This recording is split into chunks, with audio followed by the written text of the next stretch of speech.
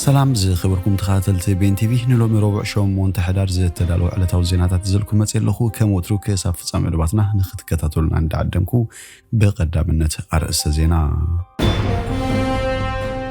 أبي حمد بالعلي ارتراب كويناتن حسب السلام مدنفع بزقبرو زلو تقراج أوي أكايده أبت منقستي مكفالي فتر بريزيدنت غزياوي كل تግራይ ጌታቸው ረዳ ዓለም ገብረ ዋህድን ዝርከቦም 4 ላልወት አመራርሃ ካብ ሓላፍነቶም አልዩ መንግስቲ ኢትዮጵያን ሰራዊት ሓርነት ኦሮሞን ካላይ ዙርያ ዘተጀሚሮም ሱዳን ምትተታው ሩሲያዊ ጉጅለ ዋግነር ንምእላይ ጻዕርታት ተካይድ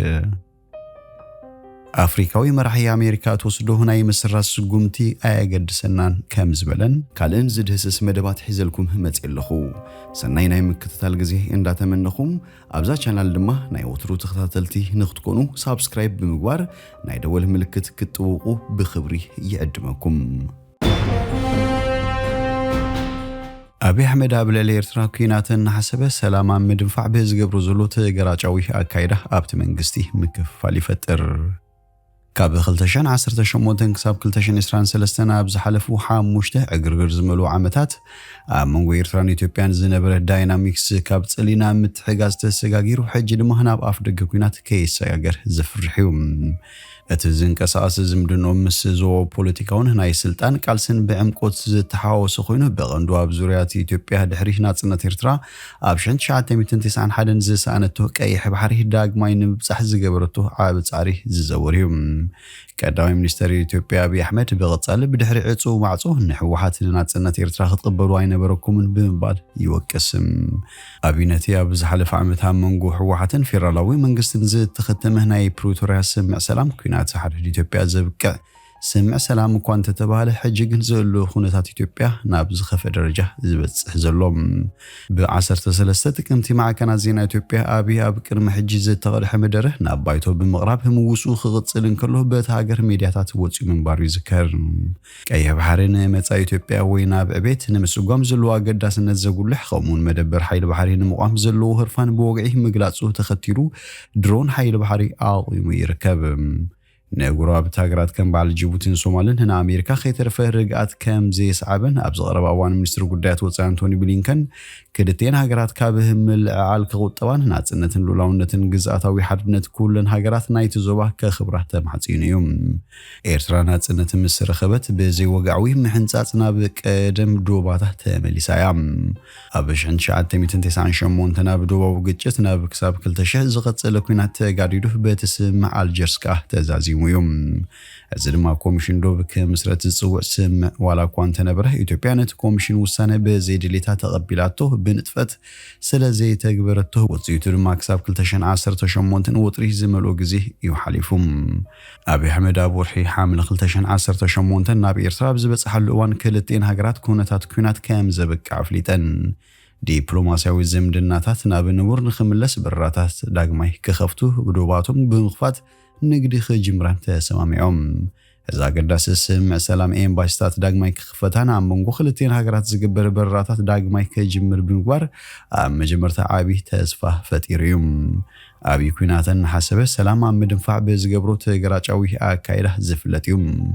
ንፖለቲካዊ ጸገማት ብወታደራዊ መንገዲ ንምፍታሕ ወትሩ ድሌት ዝነበረ እዩ كبر إثيوبيا بزجبرو تعري كي يحرن إيرتران عابي ترى كتصاوتن كلهن نفسه كما ملوخوتاوي مريحنة يريام أما وخلتين هاجرات كونات انت تختيلو إثيوبيا وتدرس قمتها بجنبار عاسب كتتكور تخليام زد ما نمتكعت عيرن متكعتي سبالبون فرتن زمتجن كما أكل إيرترا زرحقن سلزخون يوم إيرتران زخوابي زدل دل لوجستيكاوي بدوهات كات محكم زخل تنتي جلسو ጊዜያዊ ምሕዳር ጌታቸው ረዳህን ዓለም ገብረ ዋህድ ዝርከቦም 4 ላዕለዎት አመራርሓ ካብ ሓላፍነቶም አልዩ ፕሬዝዳንት ጊዜያዊ ምሕዳር ትግራይ አቶ ጌታቸው ረዳህን 4 ላዕለዎት መራሕቲ ሕወሓት ኣብቲ ክልላዊ ምሕዳር ካብ ዝነበሮም ሓላፍነት ሰጊጎም بمكتل رئيس محدار مخار هزواوي من العال زجبر آتو عالم جبر واحد تشيف كابيني سيكريتاري جزاوي محدار تجري آتو أمان إلى سفا أما حداري زوادو مبرأ تجري ويزوره ليا كاسان أما حداري زوا سمين معراب تجري آتو تخلي جبر مدهن كابتم كاب مزنتهم من قصيزة عليه العلوات أمرر حيوم عالم جبر واحد أبال فتسامت حوحتن حلا في بيت صحفة تود من كون كله توم زترفوا دما أبال ما أخليه كوميتيوم ጌታቸው ረዳና በ4 ዮም ላልወት ሰብ መዚት ጽሐፉ ደብዳቤ ካብ 14 ና 15 ጥቅምቲ 2016 በአቋጽራ ገዝ ጀሚሩ ካብ ሓላፍነት መንግስቲ ከም ዝተአለው ይዝገለጽዩ አመንጎት ኩናት ትግራይ ንምግታእ ዝተኸተመ ስም ፕሪቶሪያ ሲዒቡ ዝተጣየሰ ጊዜያዊ ምሕዳር ትግራይን ሕወሓትን ዘይስኒት ከም ዝተፈጠረ ክግለጽ ጸኒሑ ላልወት አመራርሑ ካብ መንግስታዊ መዝነት ዝተሰጉ ሕወሓት ዛጊት ኣብዚ ጉዳይ ዝሃቡ ወጋዊ ምላሽ የለን ፕሬዝዳንት ጊዜያዊ ምሕዳር ትግራይ ካብ ዝኸውን አስታት ሸዓተ ወርሒ ዘውፀረ ጌታቸው ጊዜያዊ ምሕዳር ትግራይ ኣብ ዞባታት ወረዳታትን እግሩ ክትክል ከም ዘይካለን ገለ ወረዳታቱን ንርእሰን አካላት ጊዜያዊ ምሕዳር ገይነን ከይቁፅራ ዝተወደበ ምንቅስቃስ ይግበር ከም ዝነበረን አፍሊጥዩ ዝኹን ይኹን ምሕዳር ዞባን ወረዳን ጊዜያዊ መንግስት ትግራይ ኣይመርሑን ምባል ከብቅዕ ከም ዘለውን አጠንቅቆ ነይሩ አመወዳታ ወርሒ ጥቅምቲ በዚያ ፍሉጦ መንግስቲ ኣብ ከተማ መቐለ ኣኼባ ንምካድ በለይቲ ኣኼባ ፀዊዖም ኣብ ልዕሊ ዝበሎም ሓለፍቲ ዞባታት ስጉምቲ ብመውሳደት ስጉምቲ ተጠናኺሩ ከም ዝቕፅል ምግላጹ ይዝከር ምሳቶ ጌታቸው ረዳ ምትፍናን ዛተው ገዛ ውድብ ሕወሓት ንግዚያዊ ምሕዳር ብላዕሊ ኮይኑ ክግምግምን ክቋጽሮን ከም ዝደሊ ምንጭታት ይገልጹ أتي ببريزيدنت ጊዜያዊ ምሕዳር ትግራይ ዝተወሰደ ስጉምቲ ንብዙሓት ኣብ ማሕበራዊ ሚድያ የዘራረብ ኣሎም ብዙሓት ስጉምቲ ትክክለኛን ክቕፅል ዘለዎን ብባል ድጋፎም ክገልጹን ከለዉ ገለ ደገፍቲ ትውድብ ድማ ነቲ ስጉምቲ ክቃወሙ ተራዮም ኣብታን ልዕሊ 2 ዓመት ብኩናት ዝተሃሰየ ትግራይ ማሕበራውን ቁጠባውን ፖለቲካውን ቅልውላው ሰፊኑ ይርከብ መንግስቲ ኢትዮጵያ ንሰራዊት ሓርነት ኦሮሞን ካልኣይ ዙርያ ዘተጀሚሮም አመንጎ መንግስት ኢትዮጵያ ንዕጡ ጉጅለ ሰራዊት ሓርነት ኦሮሞን ካልኣይ ዙርያ ዝርብ ሰላም ኣብ ታንዛንያ ተጀሚሩ ከም ዘሎ ምንጭታት ገሊጾም ኣብ ዝርብ ካብ ክልቲኡ ወገን ወከልቲ ወታደራዊ ሓይሊ ኣብ ዝተረኽብሉ ይካየድ ምዚ ጉዳይ ቅርበት ዘሎ ምንጭታት ሓቢሮም